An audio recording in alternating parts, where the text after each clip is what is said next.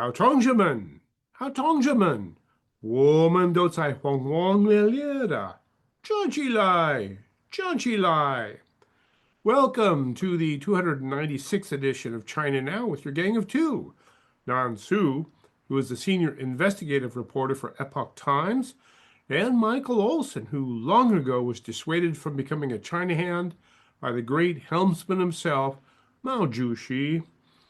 Each week, Nansu and I look out across the broad expanse of the Pacific Ocean from our home port here at SantaCruzVoice.com, and we ask, China now, friend or foe, war or peace? Ni hao, Nansu.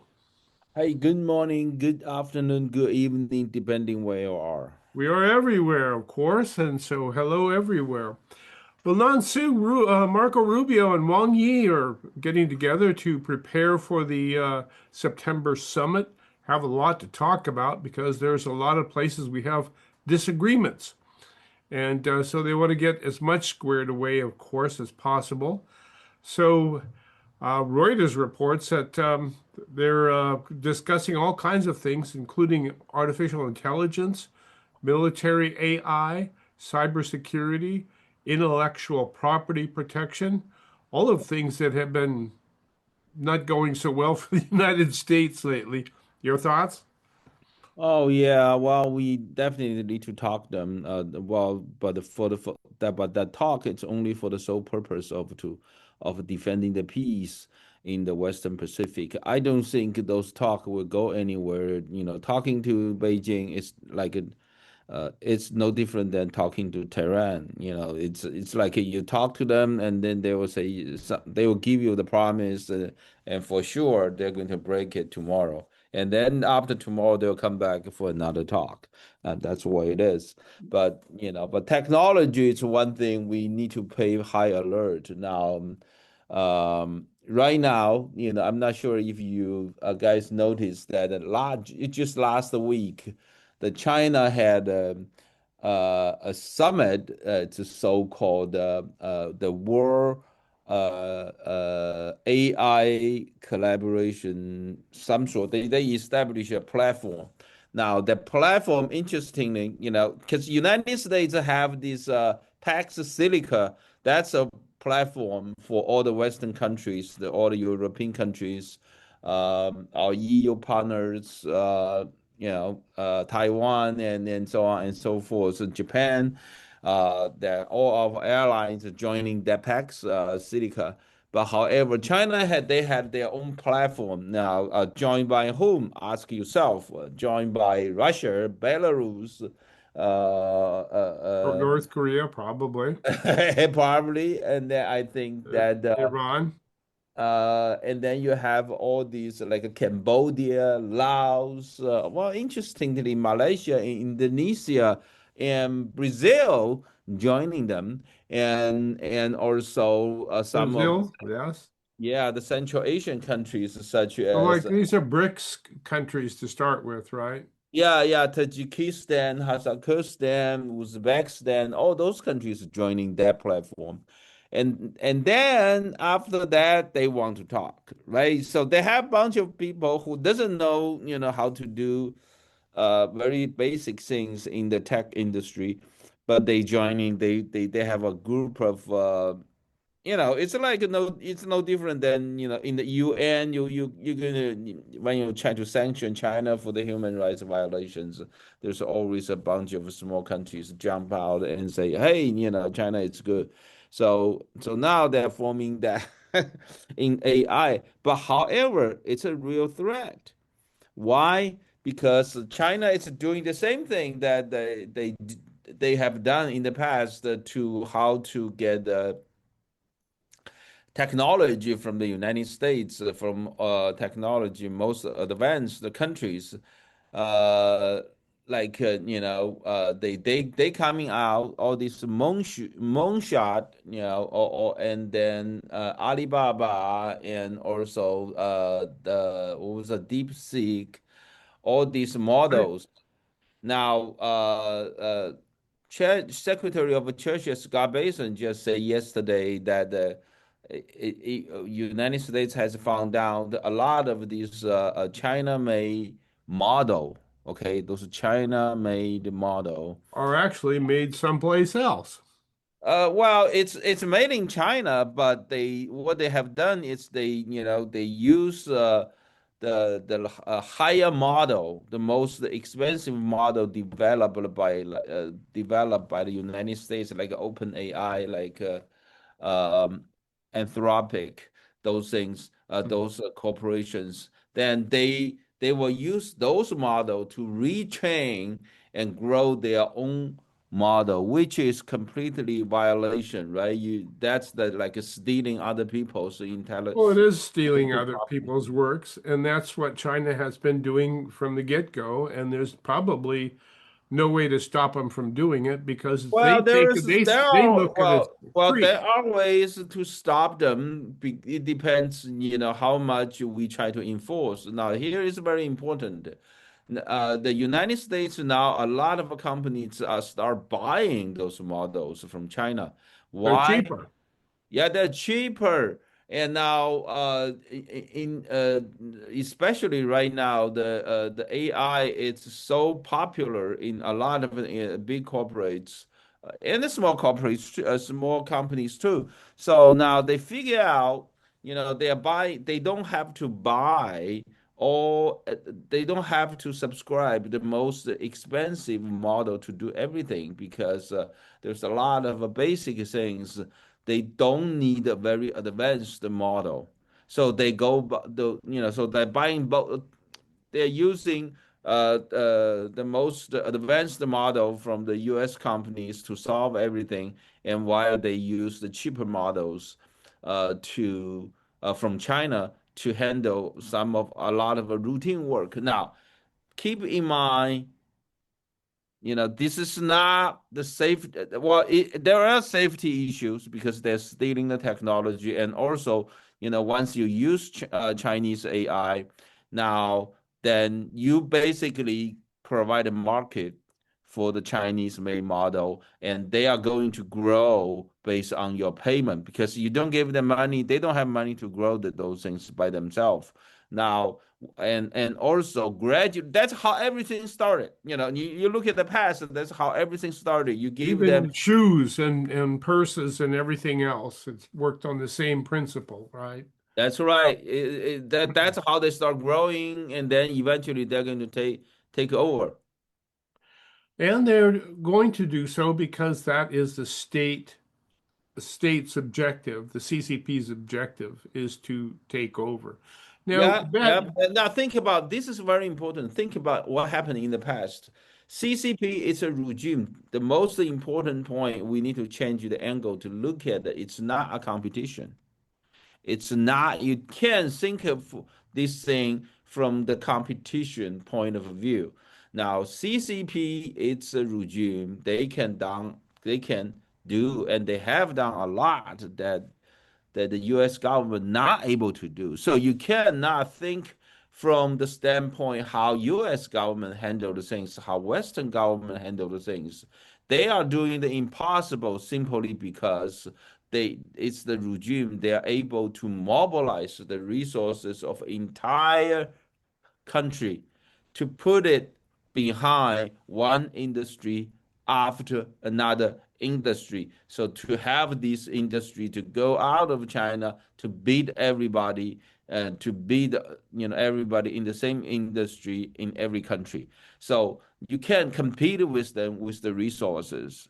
Like here in the United States, you want to grow AI, you need to build those electrical plants. Then all of a sudden, neighbors protest. The state don't want it, and then they don't have enough energy. But in China, it doesn't matter. They will shut down the light of the city of Beijing if it's needed.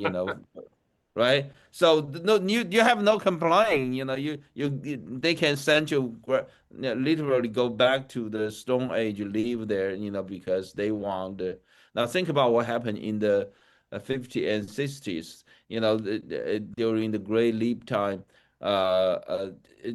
China, they have like 30, 40 million people die of hunger, but they still develop this. nuclear weapon, not nuclear, atomic bomb, and their satellite, right? It's like they. It didn't matter that the people were starving That's because right. they achieved this objective. You know, going back to the beginning of this conversation, you made mention of the fact that we in the West sometimes mistake China, or at least the CCP, for being a business with which we can negotiate. And it's really not a business with which we can negotiate favorable terms or lasting terms, because it is an organism that is always contending with us until it reaches the ultimate victory, which is taking over. Mao had a saying for this. He called it endless struggle. And uh, it is a concept. What is it? He said that the Chinese Revolution is great. They overthrew the old way and took over. But the road after the revolution will be longer, the work greater, and more arduous. So he urged constant self-examination, monastery, and the preservation of the style of plain living and hard struggle. So it is essential Maoism that the CCP will always be struggling and never resting on its laurels. You know why? Because the ideology of the Marxism and Leninism are totally against the humanity. Now, you not only against the good part of human nature, but also against the bad part of human nature. Now, but the idea of work as much as what was the old ideology of so-called that uh, take from the take uh, to the society as much as your capability, from the society as little as you need, right? That's the ideology of very fundamental of communism. Now, that against the basically that's against the human nature. Uh, uh, doesn't matter it's a better part or good part, but It's in the almost a mathematical certainty that it won't work. Right, and then you by then you also they coming, with Leninism, you talk about the violent revolution, the killing people, to take over the government. So all these are against the humanity. So the entire ideology it's inhuman. So that's why they are constantly in struggle.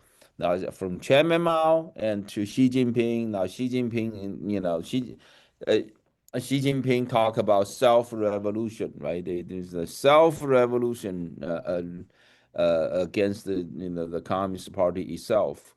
It needs to be keep going as long as all the way. So that's All what the he way, yes, all the way until because we. they are they're working against the human in the human society. So they need to And then forever and then nonstop. and then Mao goes on to say, even after we achieve total victory, we have to still keep struggling, because what Yeah, will the happen. class the Mao emphasized during the Cultural Revolution, you need to emphasize the class struggle and every year, every month, every day. So basically, that's what he said. And it's hard for us in the West to think in these terms because we tend to think in humanistic terms of the value, especially here in the United States, of the value of the individual. That's right. And it's hard for us to comprehend this concept. But there are people in the federal government who are cognizant of what this endless struggle is, and are beginning to call it into question. And one of them is Chairman John Molinar of the Senate Select Committee on China, who laid it on the line. The Senate committee has said for years that China is waging economic and political warfare against the United States, and the newly declassified documents by President Donald Trump confirm that the CCP is continuing its efforts to influence our elections and undermine the American way of life. It's hard for us to think that possible because for the last 5 decades, we've been doing our best to be good friends with China. Oh yeah, of course. Well, you think about this going back all the way back to the very beginning of U.S.-China relation. The purpose of the Chinese Communist regime has never changed. It's either to I mean, America, United States, or to destroy us, and for the eventual purpose, the final purpose, it's to destroy United States.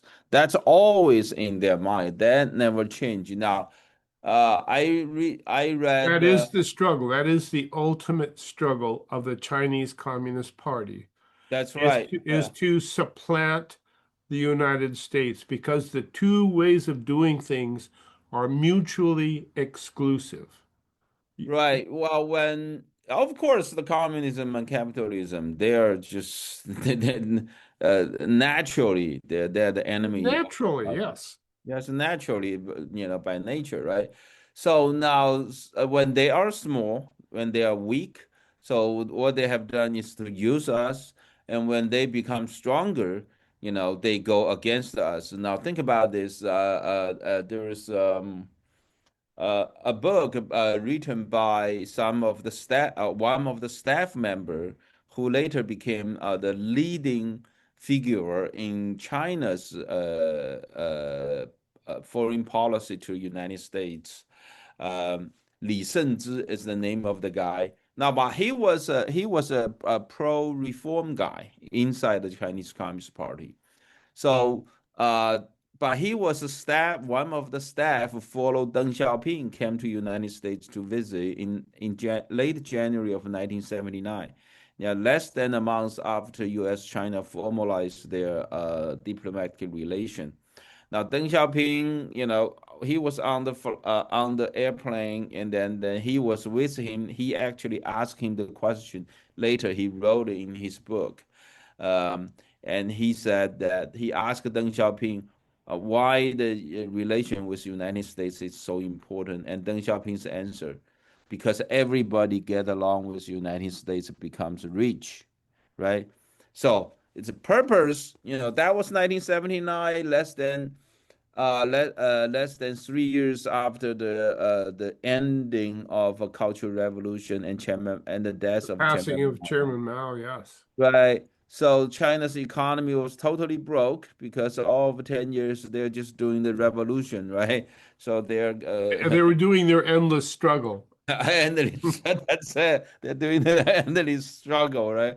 So now they need money, so they found the United States, and so January 1st, 1979, U.S. China normalized its diplomatic relation under President Carter, and then Deng Xiaoping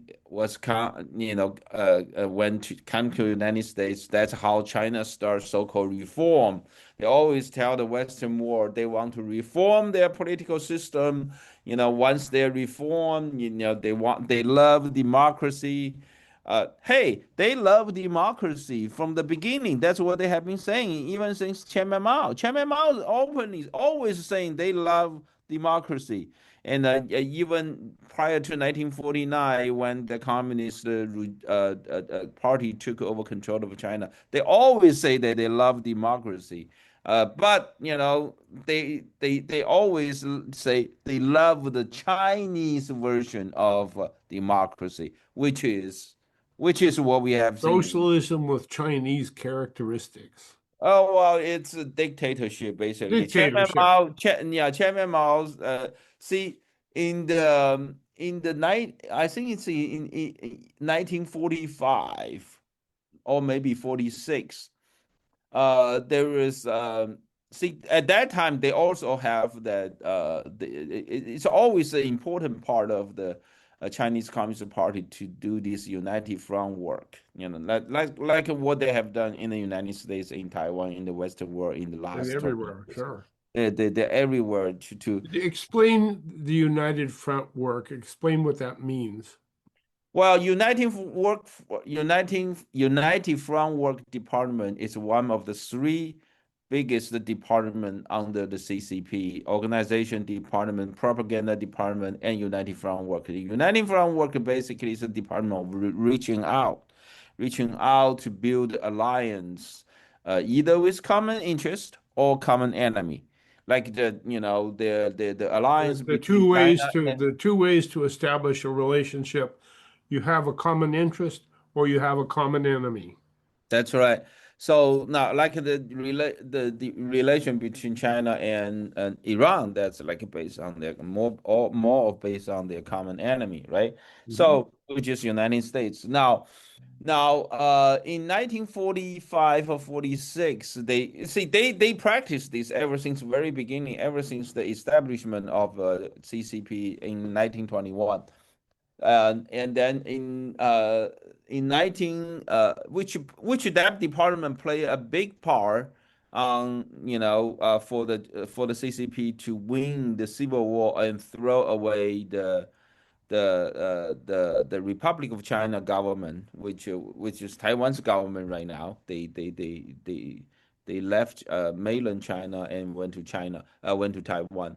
So now in 1945, 46, going back to our story, they invite a bunch of rich people to visit the then uh, a leadership compound in Yan'an, right? Yan'an was the then CCP leadership is located in Yan'an is the name of the city in Shanxi, right? Uh, so they and then the rich guy, So who do they invite to visit? it's a bunch of pro-democracy, wishful Okay, good. thinking people, like later United States, that we Americans, we wish for thinking that Chinese regime is going to change. At that time, there's a civil war fighting between Chiang Kai-shek's government, which was later thrown away by the communist regime, So and then, is this like Edgar Snow and those kinds of people who, oh yeah, okay, yeah, and yeah, what but they saw was real democracy right, in the right. living in the caves? Yeah. Oh, Snow. Yeah, yeah. You mentioned I read his book when before Red I Star over China. right. Read Snow. Oh, yes. There was another lady, or also American journalist. I forgot her name. Who wrote the same book, which I read before I left China and came to the United States. Now, that two books were very famous, right? So, now similar to that too, of course, this guy it was a rich, very super rich Chinese person coming from the Southeast Asia. You know, it was very rich person. I forgot which country. Uh, he went back to China from maybe Malaysia or Indonesia. So, but anyway, he actually met with Chairman Mao, and he asked Chairman Mao one question. He said that in the entire history of China, there's every dynasty they quickly rise and then they quickly fall. And so you guys are now trying to build the so-called new China, right? At that time, the CCP's slogan is New China, right? New China with democracy. Actually, they say they want a new China with democracy. We're going to put the people in charge. Yeah, and then this he asked Chairman Mao, how how do you, after you say you're going to be successful, you build a new China, how do you going to prevent this cycle, right? A dynasty that's rise up and then, a couple hundred years and then they will corrupt it and then they'll fall, right? So, and Chairman Mao gave him one answer. He said, democracy. This is the secret weapon that they're going to solve so that the regime will last for the new China will last forever. That's what they say, right? So, of course, after the Communist Party took over China, they never had a democracy. Well, Now, it's democracy with Chinese Communist Party characteristics. Well, well, ladies and it's a gentlemen, listen. democracy. It's a democracy under the leadership of Chinese Obviously, there Communist you Party. go. That's what they say. So that's how the Chinese Constitution was written. The whole Constitution's priority, top priority of China's Constitution, is to secure the leadership of Chinese Communist Party. And the continuation of it and the maintenance of it until the final victory is achieved. We're going to And take a then and quick. then you have Xi Jinping, right? The Chairman Mao claimed the first secret weapon. Now Xi Jinping claimed the second secret weapon, and which is a self-revolution. Communist Party doing the revolution against itself. He There it said. is. So Well, ladies and gentlemen, we're going to take a quick break right now. This is China Now with your gang of two, Michael Olson and Nan Su. And you, of course, we're so happy that you're with us today. We're talking about the forthcoming get together between Xi Jinping and President Donald Trump in Washington, D.C., and how we're trying to pull together some agreements so we can sit down and talk with each other. But there are some who say it ain't going to happen because there's nothing we can really agree on. And among those people who are negative are some very conservative congressmen who suggest that they're going to introduce a Stop the People's Republic of China Economic Espionage Act. That should be interesting. Stay tuned. We will be right back. Satisfy your hunger with a fresh, prepared, twice-daily grab-and-go sushi you'll find waiting for you at Sushi Market Sprouts, 2 blocks from the beach at 300 7th Avenue in Santa Cruz. Fresh, delicious, and oh so good. Hello, I'm Junko, and I look forward to serving you at the Sushi Market Sprouts. Satisfy your hunger right now with the delicious ramen and sushi you'll find waiting for you at Kaito, easy in and out location in the Capitola Mall food court. Special orders welcome. Fresh, delicious, and oh so good. This is Koji. I'm looking forward to seeing you at my restaurant, Kaito. California coast to the fertile valleys inland. Earthwise Land Service is your land's best friend. Earthwise can clear it, mulch it, move it, sculpt it, grade it, drain it, or retain it, any way you choose. Earthwise Land Service is your land's best friend. Hi, I'm Carolyn, and I have some property behind my home at Larkin Valley that I've never seen. It was completely overgrown with brush and poison oak, well over 10 feet high. I wanted to have it cleared to protect my horses from wildfires, but nobody could do the job. Then I called Buck at Earthwise. Buck brought out his big brush-eating machine and turned all the brush and poison oak into mulch. It was truly transformational. Thanks to Earthwise, my property is now like a park and I can trail ride my horses. Earthwise Land Service is your land's best friend. There is more than one way to enjoy the benefits of cannabis. Hi, I'm Carly from Treehouse Dispensary, 3651 SoCal Drive, SoCal. With tinctures, Treehouse tinctures are available in many different flavors, are rapid acting and versatile, and offer precise dosage control for consistent enjoyment. Treehouse has a friendly staff to help you select the right tincture for your needs. Blue raspberry, anyone? Stop by and say hi. Treehouse Dispensary, 3651 SoCal Drive, SoCal. Or ourtreehouse.io.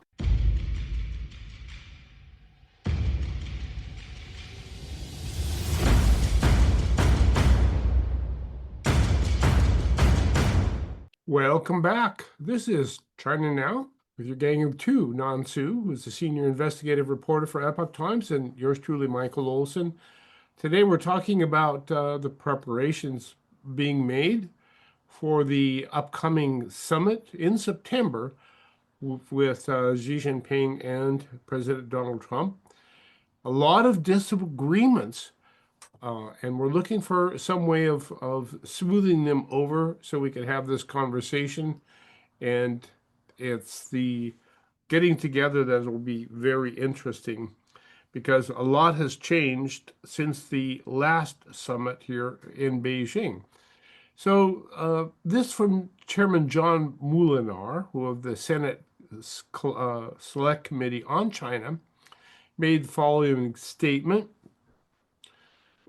after considering President Trump's disclosure of documents reminding the world that CCP is doing everything it can to weaken the United States, to turn our population against one another, and to hollow out our economy and undermine our resolve. Ultimately, it seeks to turn our country into a compliant source of capital and technology to fuel its push for global dominance. And Moulinar goes on to say, Americans should unite and refuse to let the CCP succeed. Wow, that's pretty strong statement from the Republican leadership of the Senate Select Committee on China. So pretty adamant that we stop supporting China's efforts to do us in. Now, I got to thinking, are there any Democrats on the Senate Select Committee on China? There must be. Yes, it's a bipartisan. It's a bipartisan effort. I don't hear many Democrats. I don't even know if I hear any Democrat saying that what Moulinar is saying. And it's not just Moulinar. There are others on the committee saying it too, but Cornyn and Cotton being two of them. But I don't see many Democrats standing up and saying that we have to stop China. Well, I think our China policy it's got a bipartisan support. But however, now it's a Republican majority, so you hear a lot of a voice from the Republican Party. But back during President Biden's time, it was you also hear all these different. This is still the strategy how the strategy is made, right? It's about they call it small core and tall wall strategy. You build a tall wall around a very small court, and you put all your essential technology in there, so China will not get it. Now it's the same strategy, but the problem is we also need to negotiate with China, not for Right. not for anything else, but still to manage the risk, right? You need to manage the risk. President Trump has, he's promised to Americans are, to make America great again, safe again, and right, so on and so forth, and prosperous again. Now he's got a lot of plans, but none of these plans will work without time, and we won't have time without peace. So peace is very important, especially in the Western Pacific. Now, I think that a talk to China it's very important, especially the technology part, right? Because ever since 2015, that's after Xi Jinping took the top leadership of the CCP, they have this so-called military and civilian fusion program. Now, is that part of the United Front? No, that's a It's different not. strategy. No, that's a subcommittee on the Chinese military central committee. So But it's it's a the same it's a part of a function. military program, basically. Okay. It is a military program. Now, Okay. what they have done is they study, in 2015, 2016, they study that it's Tsinghua University, that's China's MIT, was assigned a job by Xi Jinping to study in the 60s, 50s, 60s. The U.S. Government, we have that practice of taking the most advanced technology from our military and use for commercial purpose, therefore benefit of society, right? So so they but except that what their problem is, Chinese military didn't have any advanced technology. What are And you where gonna are they do? going to get it? Yeah, so their so-called military and civilian fusion program, it designs opposite. What they have been done is they have been doing is they have sent their universities, commercial corporations, academic institutions come to the We United do States. business with the United States. Yeah, under the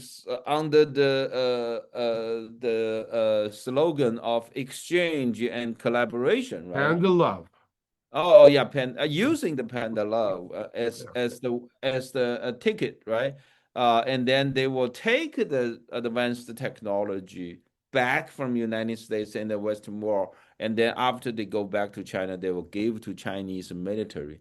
So So that's this is kind of let me rephrase that because you make an excellent point. What you're saying is that here in the United States, the military develops the technology to defend the country, and that technology is then taken by industry to make money. right, right. And then China was the opposite. The technology came from industry and then was adopted by the military. That's right.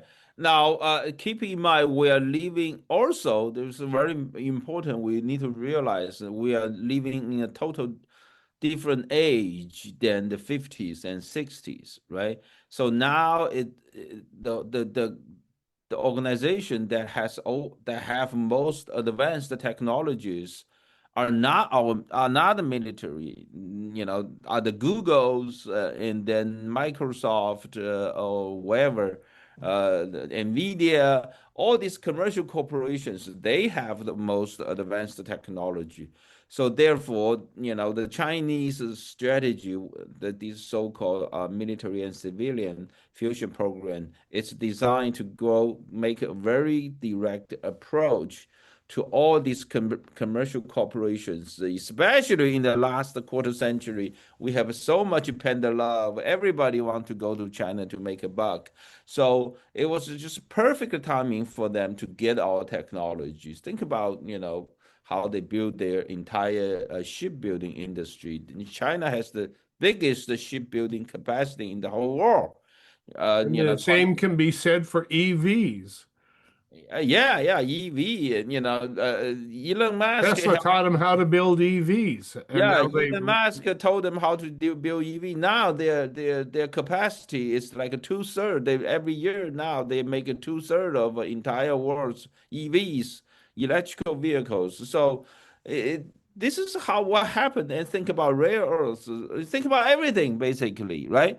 So so what you're saying by military industrial fusion is that all industry is part of the military industrial complex. So that's it. That's it. It is a every military business program. every business is Yeah, part of it the is. military. Now, when 2017, March of 2017, when Chinese military, under Chinese military central committee, they build a central, they said they build a commission. The chair of military civil fusion program, and then the chairperson of that program, it's Xi Jinping himself. It's Xi Jinping, directly under Xi Jinping, that program. So with clear purpose of using their so-called civilian institutions, organizations, so on and so forth, academic institutions, so on and so forth, and coming to the United States, Western world, get all the technology and go back to give to Chinese military. Okay, a great example is Google. That's the investigation I did myself, and I reported, in 2019 that uh, uh, uh, well, actually in 2018, I forgot, it's either 2018 or 2019. Now, Chinese Tsinghua University, which is China's MIT. By the way, that university was built based on Americans' aid, American this economic aid. I think back in the early 19th century. The Americans Yeah. gave money to Qing Dynasty, build a very the top two university, also very first of two university in China. That's Tsinghua University and Beijing University. So this is still the top two in today's China. The two universities with longest history, as well as the greatest university in China. Now, Tsinghua University was assigned a job to make the study, to build to suggest the strategy of a military civil fusion program, so military civilian fusion program. And then I think it's 2018. It's more like 2018. They got the Tsinghua University, which is China's MIT, got 100 million yen, which is about 15 million US dollars from Chinese military central committee, and to build the very first AI lab in China. Now they got the money, they got a top talent in China, but they don't have technology. So who gave them the technology? Google. Now, Google went to China to help China to build the very first AI lab funded by Chinese military, right after Google turned down the contract from Pentagon, from our Defense Department, to help defense.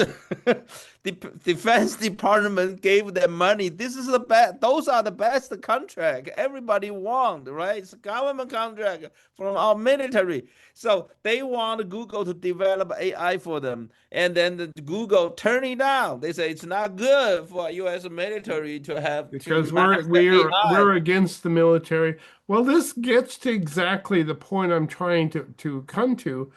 Molinar and these conservative senators, John Cornyn and Tom Cotton, they're introducing the Stop PRC Economic Espionage Act in order to prevent China from overcoming us.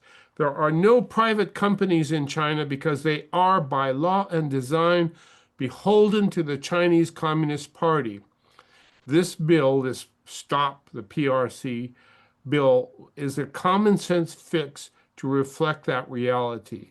Now, you have this mindset here in the United States from some people, like those represented by Google, who will turn their back on the United States and go to China and give them this technology. So I see where we have some people standing up against the CCP, but I'm worried that there's a significant segment of our population who Well, would it's just true. Your worry, it's true. It's not only the idea, it's a fact. It's the fact. Now in 2024, I forgot, either in July or September of 2024, it's the same committee, the Senate Select Committee on China. Select Committee on CCP, right? I call it deal with China's threat committee. That committee, because the name is just too long. So select committee. As most of them are. Right. Now, they actually had a report. You can go find the report. They would actually identify more than uh they identify about 9,000 projects funded by the Defense Department. And on top of that, and there's another couple hundred projects funded by the Intelligence Committee. So total, it's like around 9,000 projects either funded by the U.S. military or funded by the U.S. Intelligence Committee. And then those projects, they gave the money to the American universities to do research, to make breakthroughs. And those around 9,000, those projects, probably all top secret projects. Once American universities received the money, the first thing they did was they went to China. They found a partner from Chinese universities. So basically, we're teaching China everything of our top secret from square one. Literally from square one. We have no secret. This is what happened. And I believe it was Anthropic, the AI company, that demanded that the Department of Defense would not use its artificial intelligence for military purposes. And it's Anthropic's AI that is now training China's AI.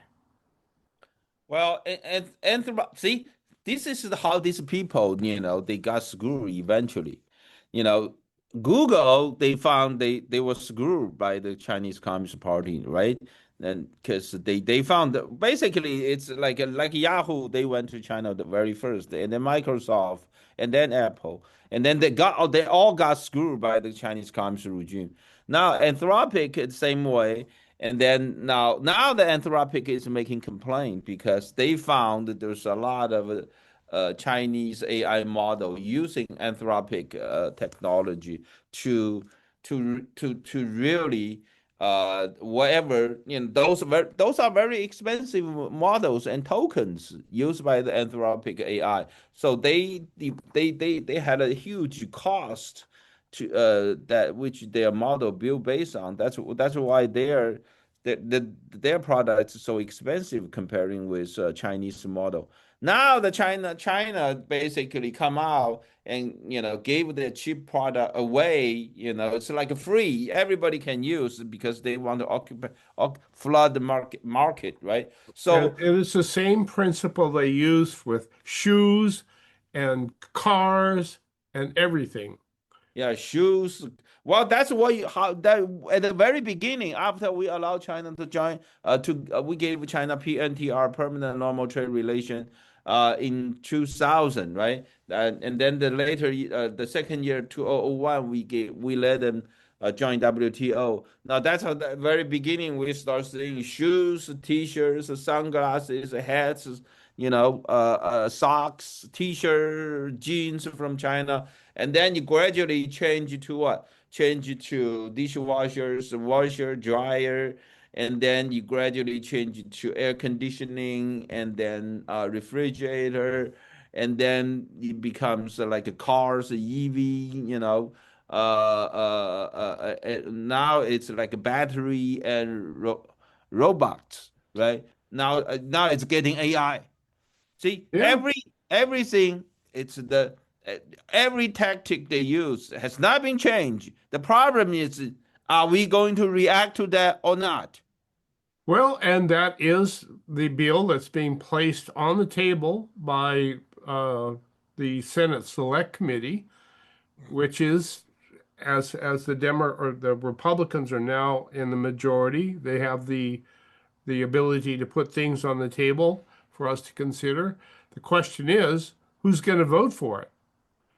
Well, I think they're Is going to. there enough? I think many Democratic leaders are going to support it. This is a bipartisan issue, you know. It is a bi it is definitely a bipartisan issue. However, you see so much love being expressed for socialism,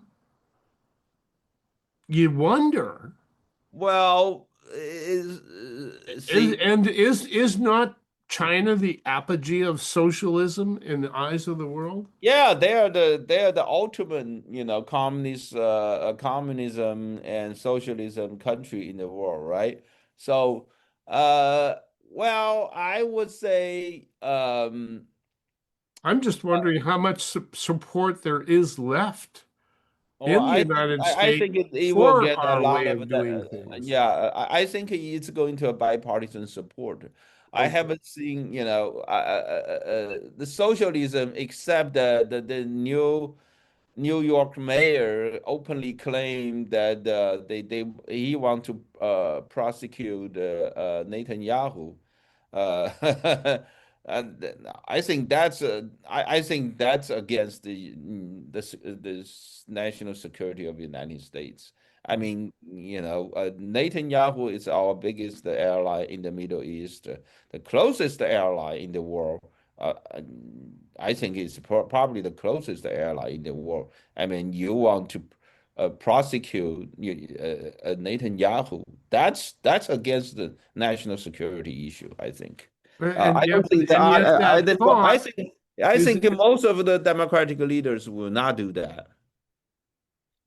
well, it's going to be interesting to see how far this bill in the Senate Select Committee will go through Congress.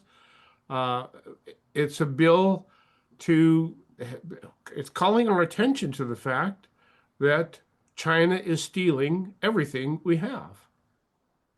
That is correct. So we need. Everything. It's pretty much everything, right? It is pretty much everything. Now, you know what we have done in the past? The worst thing we've done in the past 25 years, it's we industrialized the China Yeah. and we deindustrialized America. It's very, very hard, for a country to become industrialized. We Americans, we take it for granted because we were born in the industrialized nation. We grow up and live our whole life in the the industrialized nation. But it's very, very hard. From literally from 1945, the end of World War II, until 2000, 55 years of time. Only the entire world only have 4 new countries became industrialized. That's Singapore, Taiwan, South Korea, and Israel. It's very hard, for And now we're at a place where we are trying to re-industrialize. Ladies and China. gentlemen, We industrialize China, and then this is China. We make China. We did it. We make China the most powerful and industrial. now we're trying to come to grips with that. Ladies and gentlemen, that is the first hour of China Now. And when we going to take a quick break for the top of the hour news, but when we come back, a lot of stories about how China is doing itself and with respect to its own population and to its neighbors and to the world. So please do stay tuned. We're going to take a quick break for the top of the hour news. Be right back. Nansu and Michael Olson and you. Stay tuned.